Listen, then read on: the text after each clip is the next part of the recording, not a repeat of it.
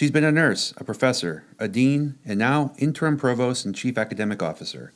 Dr. Nicole Waters brings clinical experience, deep institutional knowledge, and a heart for students to one of the most important leadership roles at Gardner-Webb. From the hospital floor to the top floor of academic affairs, her journey is grounded in care, excellence, and a forward-looking vision for the year ahead. Stick around, the Bulldog Mindset starts now. Welcome to the Bulldog Mindset Podcast, where purpose meets passion, and we spotlight the people shaping learning, leadership, and life here at Gardner-Webb University. I'm your host, Dr. Greg Pillar, Assistant Provost for Academic Affairs, recording from the historic Elliott House in Boiling Springs, North Carolina. Today's guest has spent more than a decade at Gardner-Webb, serving as professor, a dean, and now in one of the most important leadership roles on campus. Dr. Nicole Waters is the Interim Provost and Vice President for Academic Affairs, and she's taken on this role during a pivotal moment in our university's journey. Transitions are part of every institutional story. At Gardner-Webb, this season brings new voices and evolving roles. And through it all, Dr. Waters is helping guide the academic enterprise with steadiness, care, and deep understanding of who we are and where we can go. We'll explore her background, her perspective on academic leadership, and what she's looking forward to in the year ahead. So let's welcome Dr. Nicole Waters. Welcome to the show. Thank you for having me. Thrilled to have you on our 12th episode and our last one of season one. To begin, as I mentioned, your title, Interim Provost and Vice President for Academic Affairs. The Vice President portion of the title, many people may understand and know, but the term Provost is one that many people may not be familiar with, even folks in higher ed. So how do you define the role and title of Provost? Okay, so to start out with, I think the Provost title is not one that you grow up thinking, oh, I want to be a Provost someday. But really serving as a Provost is you are entrusted with the academic mission of the university. So you're really looking at those strategic collaboration. You're looking at working with across the colleges, different perspectives, and collaborating with cabinet members just to move the university forward and looking at that future thinking. And I really do, I love transitions, so an interim role has really been exciting, but a lot of transitions at one time, and I think it's been exciting for the future that we have ahead. Well, we'll definitely dive into the interim nature in the season of transitions at Gardner-Webb. But before we get there, let's learn a little bit more about you. You've worn many hats at Gardner-Webb. You've student, professor, dean, and now, as you've just noted, interim provost. When you reflect on that journey, what stands out to you?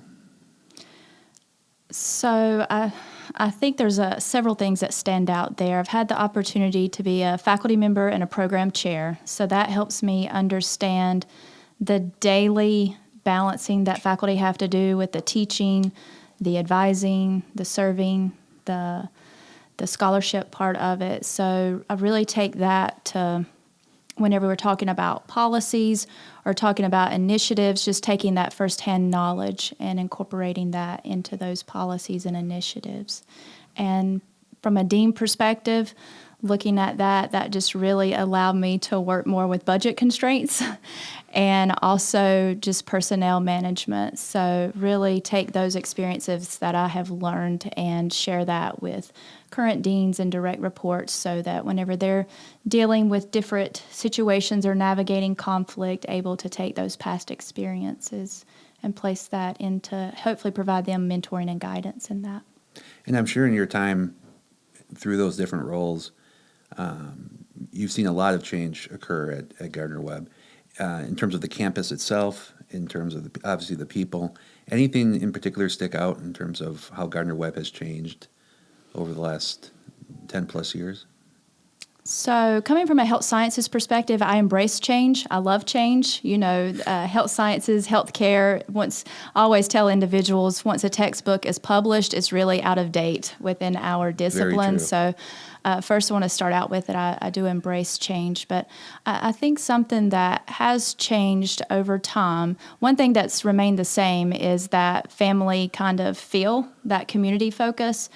But I do think that one thing that has changed is just our ability to look beyond just our internal, but look out to the external of how can we impact more even the community, the region, and global perspectives, whether that be in service or being in looking for funding, but just really looking more beyond what we have here. You've mentioned your background in nursing and healthcare, and during much of your time here at Gardner-Webb, it's been focused on influencing the direction of those programs here. How has that background and experience in nursing and healthcare contributed to how you approach leadership and leading today? Yeah, so in healthcare, you have to have the ability to make the decisions. So, whenever you have a patient there, something's really, typically they're in an acute care setting because they're really sick. So you have to be able to use critical thinking in that, prioritize needs, and be able to provide that care with empathy, but also be clear and concise in it. And that really translates directly into leadership. Those are the things that I do every day here, or strive to do, is to make sure that we are prioritizing needs, assessing what is there, and then also being action. I tell individuals, anybody can have a vision, but a vision without action is a hallucination. So we want to make sure that we have action in that as well. And I think nursing and definitely health sciences, that's action-based. So I just try to place that into my daily leadership role. Well, I can definitely see day to day how that experience translates into your leadership and your approach to working with others. And it's interesting, in higher ed, you can definitely tell with the background and disciplines that different folks come from, how that in different ways contributes to how they lead, how they work, and how they, even in the classroom, how they teach. You were recently named one of the Great 100 Nurses in North Carolina. So first, congratulations. Thank you. On that. What did that recognition and mean to you personally as well as professionally? So I just received that notification 2 weeks ago, so I think I'm still trying to take it all in and process that. It is a once-in-a-lifetime accomplishment, and just to be nominated was an honor, but to be selected as one of the 100 for 2025 is truly a blessing. And a neat thing in that is that I have received some congratulations or kind messages from former nursing students, and I believe that one of them was also selected as one of the 100. Oh, wow. So I am really excited to see them and reconnect with them at the banquet. So that's going to be a little extra special in that. It's definitely great when you can see former students and former colleagues, people that you, whether it's a mentoring relationship, teaching relationship, or collegiality, to see them succeed as well moving forward. So it's clear you've built a deep roots here at Gardner-Webb. The impact you've had as, again, faculty member, as dean, and now as a university-wide campus leader is woven into the many parts of this institution. Now I'd love to turn our focus towards the road ahead, what it's been like stepping into this role and what you see on the horizon. So we've noted that you've stepped into the interim provost role at a time of transition. What were some of your initial thoughts and priorities coming into the role? So coming into the role, I've had a lot of different opportunities to be involved with the office of the provost and even with the office of the president in different times here at Gardner-Webb. So that really helped in some of the understanding stepping into the role. But really stepping into the role, wanted to provide that stability immediately and provide help build the trust building there. So wanted to be able to do that immediately and just look at stabilizing our core operations and thinking about what we can do in the months ahead to help us flourish and grow. From what you've seen so far, what are the biggest opportunities and perhaps the biggest challenges facing Gardner-Webb academically in this current landscape? So for a challenge, students have many choices in that, with their educational journey. They get many different options now to choose where they want to go and what they want to do. And It's very difficult, especially with the shift in demographics and age of that traditional student and the pool that we have there to select from. And so I think the challenge is, what do we do with that, of how do we grow Gardner-Webb beyond just a certain population? How do we offer even more to adult learners, to individuals that's looking for just credentials or certifications and various things with that? And just continuing to build partnerships. That's something that in health sciences that we have done really well, is to build partnerships and to do that across the university. And I know other colleges have done that well too, but just to build upon that momentum there. So that leads to the opportunities, right? That we have lots of opportunities for that. Some of the things is new programming or accelerated pathways. We really do. We are blessed here that we have undergraduate and graduate programs, and we have been involved in online for an extensive period of time. So just how can we strengthen that and enhance that more? You raise a great point, and that's something that many institutions are not fortunate to have.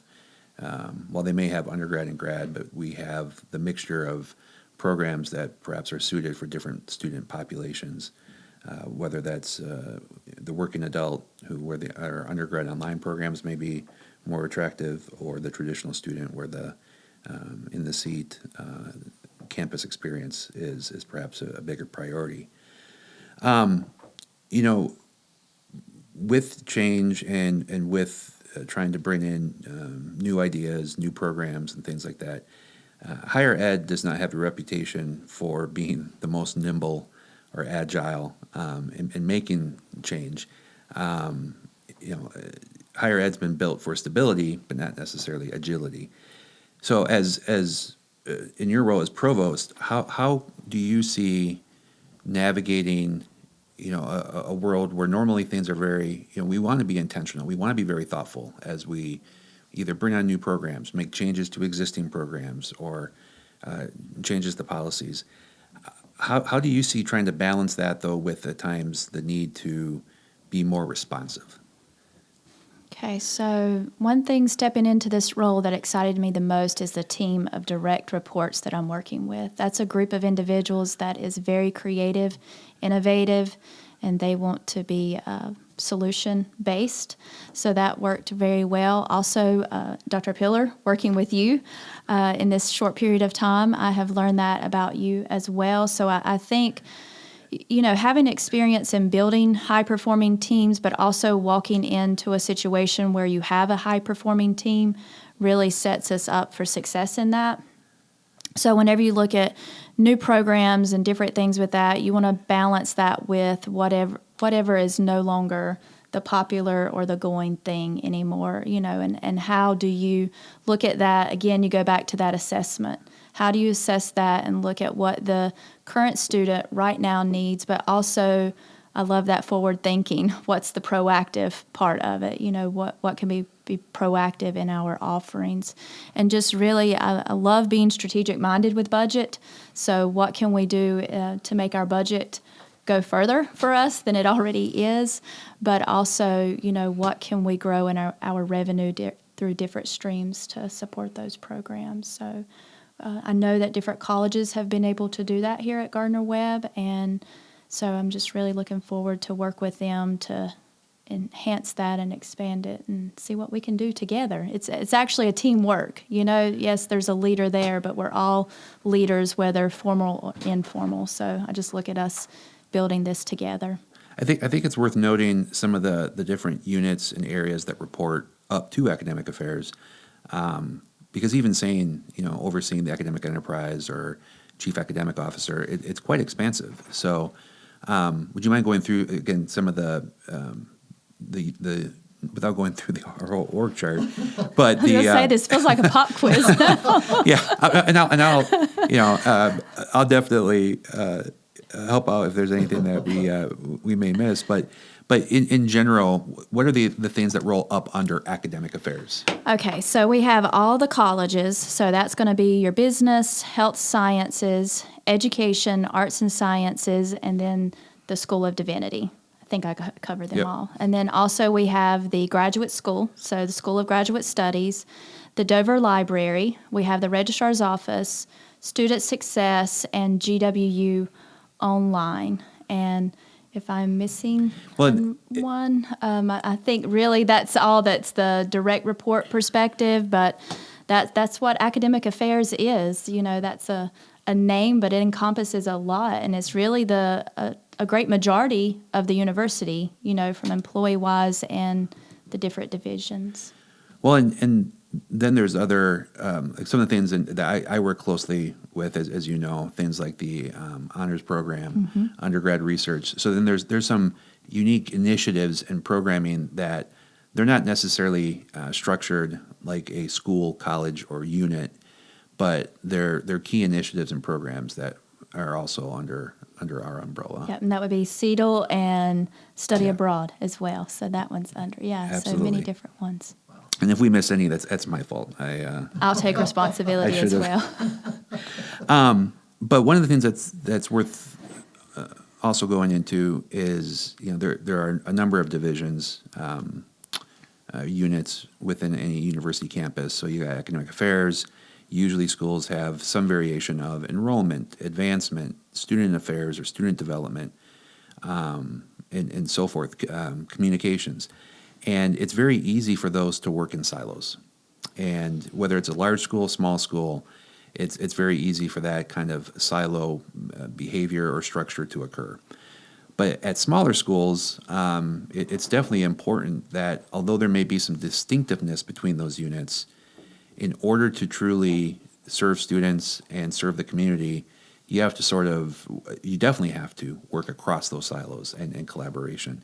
Can you talk a little bit about the importance of working with the other divisions and units on campus? Yeah, so during my time, whenever I had the title and the role and responsibilities as an associate provost for the College of Health Sciences, really had that opportunity to work with university-wide initiatives in different areas. And I think during that time period, I learned very quickly the importance of how academic affairs intersects with student development, finance, advancement, all these different areas. And so I think for silos, you just have to be intentional.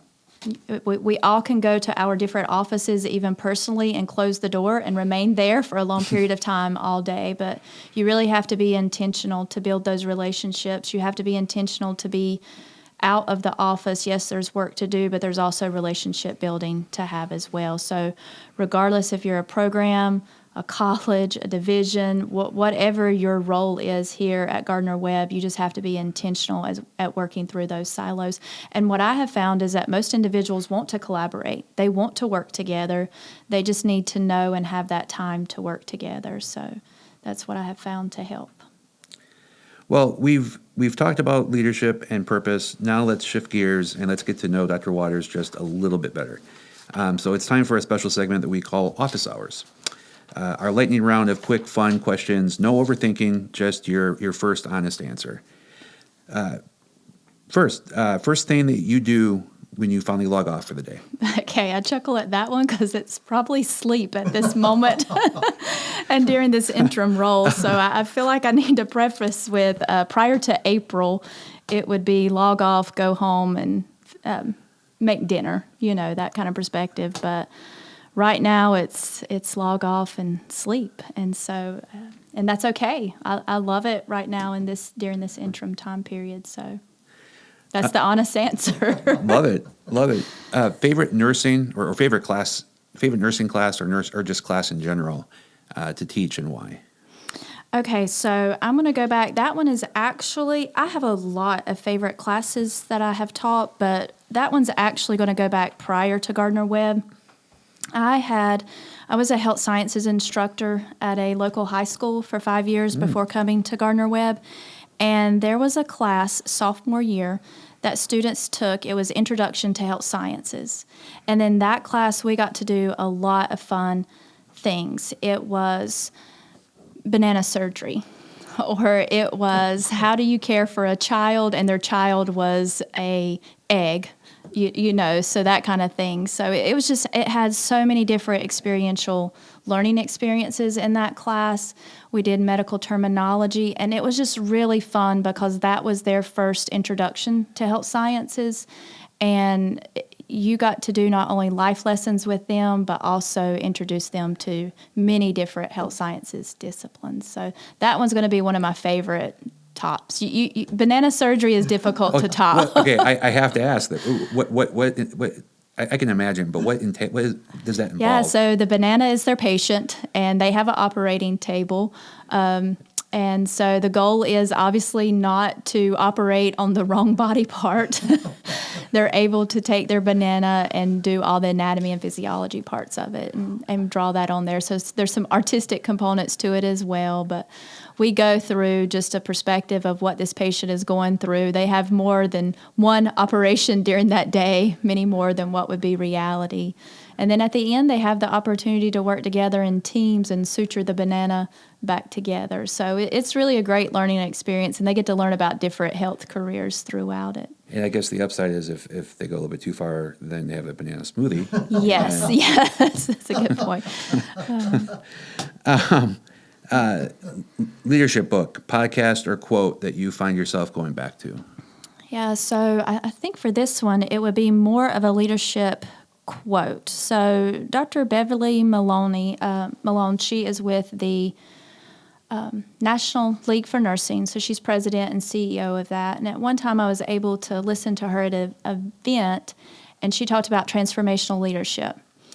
And she explained that, transformation is if I give you $1 and you give me 4 quarters back, then that's change, right?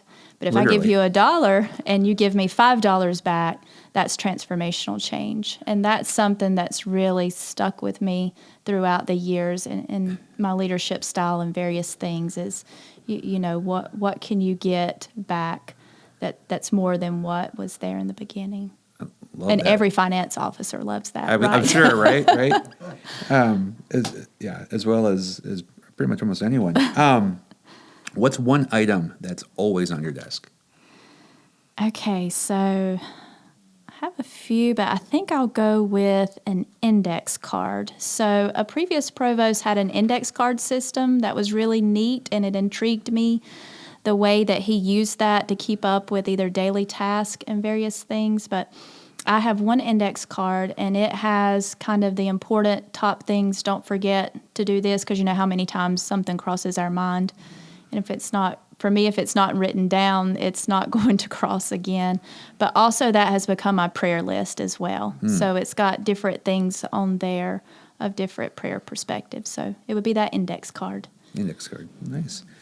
A fun fact about you that students or colleagues might not know. Yeah, so I about chuckle at this one too, but I can clog. So I come Really? I come from a rural area, and growing up, my mother and my grandmother could do that. They could clog and dance, and I didn't have the opportunity, to take lessons or anything like that. So it's a self-taught or them, trying to teach you to do that. But I'll never forget as a teenager, there was one summer I locked myself in my room, and I just self-taught that. And so that's something that I love to do. Don't do it as often anymore, but that's something that I can do, and it really goes back to a heritage perspective too. I'm going to jump in here real quick. Noel Manning here. Dr. Waters, for those that may be listening that may not be familiar with what clogging is, can you describe what clogging is? I don't know if I can or not. I'm trying to think how you would... It's a dance. Yes, it is a dance, and so... I don't really know how to explain that, but it's sort of like, like I guess you tap have, dancing? Yeah, it's step, but there's, okay, so you take tap dancing, but there's more of a stomp to it, I think, is what you would say, and different turns and different, I was not expecting that question, Noel. So like a river dance, kind of Irish Yes, we influence? could, yes. Okay. Thank you for saving me on that one. But with special shoes, I'm assuming. Yes, but now I have never had the special shoes. shoes. Yeah, so really at this point, especially as I get older, it about have to be with no shoes. I think we have an idea for the next edition of the Gardner-Webb magazine where I'm sure we've got a lot of hidden talents and hidden skills on campus that we could profile. Well, that's a wrap on office hours. Thanks for playing. Thanks for playing along. We're going to take a quick break, but when we come back, we'll dig into what lies ahead in this upcoming year for Gardner-Webb and the values guiding Dr. Waters in this season of leadership.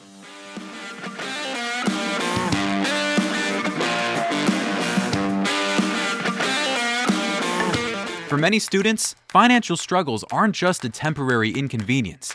They can be the deciding factor between continuing their education or stepping away. Bulldog Cares was created to ensure that unexpected financial burdens don't force students to put their dreams on hold or walk away from their future. This fund assists students in covering urgent needs such as medical expenses, housing insecurity, transportation, food, and essential academic costs. Eligible students who are approved may receive financial assistance annually, providing a crucial safety net during challenging times. The application is simple, and Gardner-Webb staff are ready to help students navigate the process with care and understanding. However, Bulldog Cares relies on donor support to continue serving students in need. A single contribution could mean the difference between a student staying in school or having to pause their education. When you give to Bulldog Cares, you're directly impacting a student's future, offering stability and the opportunity to complete their degree. This program is more than financial aid. It's a testament to Gardner-Webb's values of community, passion, and support. If you need help or want to be a part of a student success story, Bulldog Cares is here to offer relief and hope. Students, don't hesitate. Apply today. And donors, be the change. Visit gardner-webb.edu/bulldog-cares. Welcome back to the Bulldog Mindset. I'm your host, Dr. Greg Pillar, and today I've had the pleasure of speaking with Dr. Nicole Waters, Interim Provost and Vice President for Academic Affairs at Gardner-Webb University. We've explored your path at Gardner-Webb and your vision stepping into the role of Interim Provost. But before we close, I want to slow things down a little bit and end with a few questions that dig deeper into leadership growth and the perspective that guides your work each day. You've participated in the Bridges Academic Leadership Program. Yes. A few years back. What's one key lesson from that experience that you still carry with you in your leadership today? So that experience allowed diverse experiences. Allowed the participants in that were community college, state universities, or private institution employees. So I was able to learn a lot about different areas there. But one key takeaway is I was able to do a 360 leadership assessment. So that's where you get feedback from your direct reports, your managers, supervisors, even external stakeholders, and your peers. And I was able to take that 360 leadership assessment and see what was working well and what was not working well. And I think that really helped me to grow in my leadership, but also relational skills as well. So that was a very strong takeaway from that opportunity to participate in that academy. Those 360 evaluations can be very informative and beneficial, but also very tough because, like you mentioned, you're getting feedback from all angles. Right. Well, in the absence of feedback, you create your own reality. So that feedback was important, to validate some things that you may think that you're doing well, but also to show and see what someone else has seen from their perception and their goggles as well. So, yeah. What's common in higher ed is leadership opportunities. It may be something that is a person's intention, and they work towards those leadership roles. Other times, they sort of just the door opens, and we need you to step into this role at this time. What advice would you give, whether at Gardner-Webb or anywhere really, to folks perhaps stepping into a leadership role for the first time, or looking to advance into a leadership role? Seek a mentor. The first year will be your hardest in any new role. And so really seeking a mentor, someone that's willing to connect with you, to provide guidance, be non-judgmental, someone that you can really talk through different things with, that makes a key difference. And then really, I tell everybody, be comfortable with the uncomfortable. You are going to be in a lot of different uncomfortable settings, and you've got to learn to adapt and be comfortable in that. I really that really resonates with me. The be comfortable with the uncomfortable. I mean, this is not unique to higher ed, but we've already talked a lot about change occurring and change happening, and with that change, there's going to be change that you either find as enjoyable or not as enjoyable. So to me, that's very similar to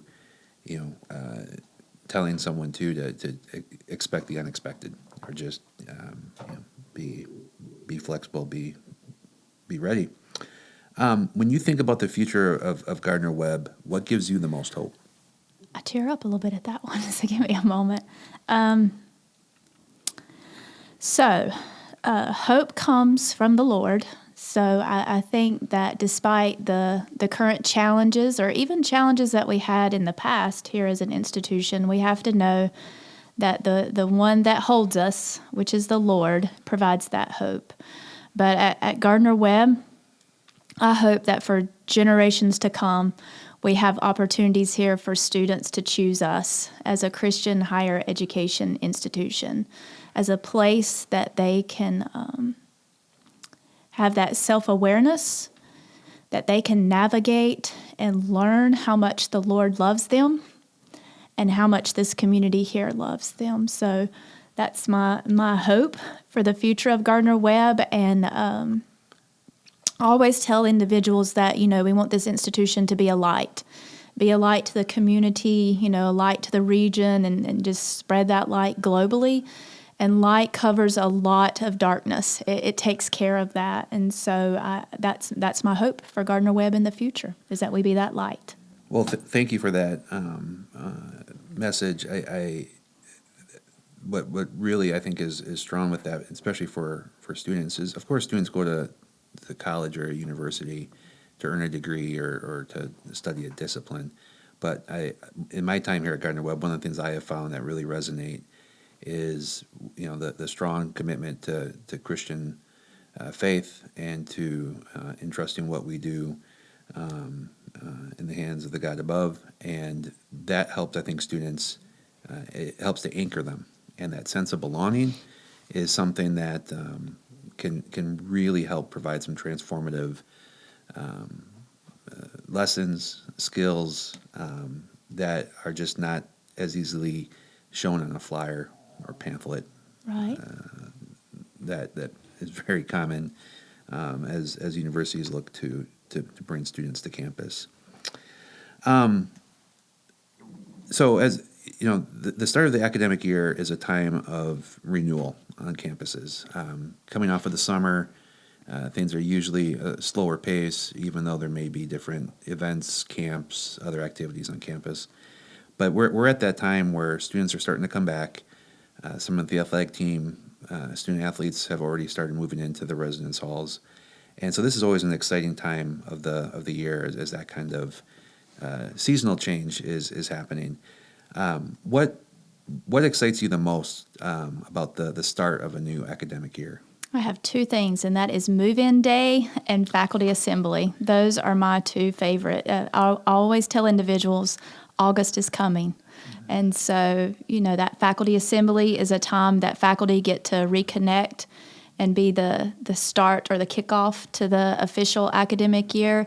And move-in day, you just have a lot of nervous and anxiety of students and parents and guardians, and that's just a day that we get to help and love on them and serve them and get them moved in and transitioned well. So that's the two highlights. Has the move-in day and even the faculty assembly, has that evolved and changed a little bit as you've been in different roles, or is that still for you the same feeling today as it did when you were a faculty member?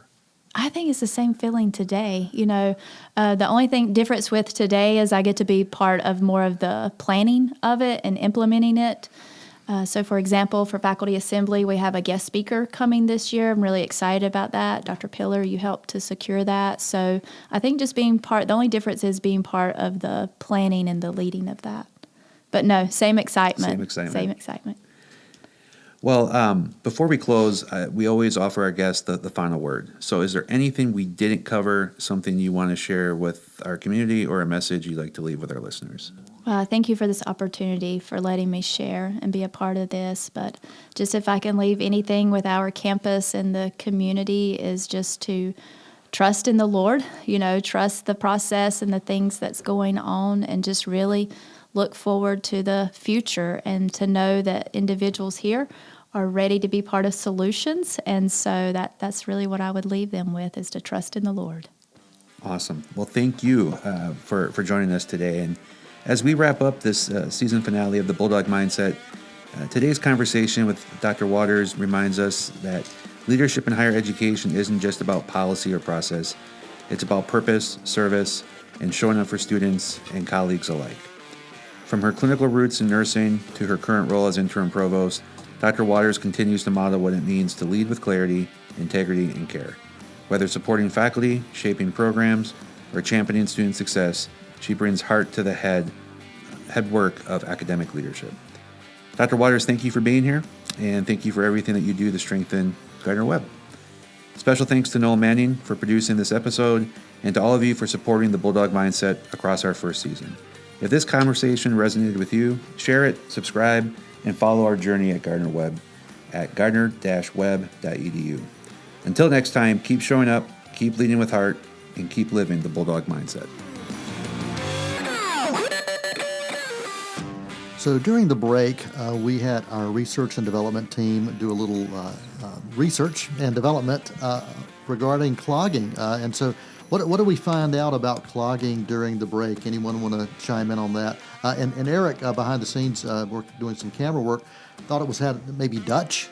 But what did we find out, Dr. Pillar? So clogging is a high-energy, rhythmic American folk dance characterized by intricate footwork and percussion sounds created by metal taps on the shoes. This is per Google and AI. So it is American. American nature. It originated in the Appalachian Mountains, blending European and African dance traditions. So it definitely has its roots elsewhere, but yeah. So Dr. Waters, the description of that dance, does that sound like what you do? Yes, that sounds more accurate. We should have went to that in the beginning. Awesome. Thank you. Okay, thanks for that little postscript there.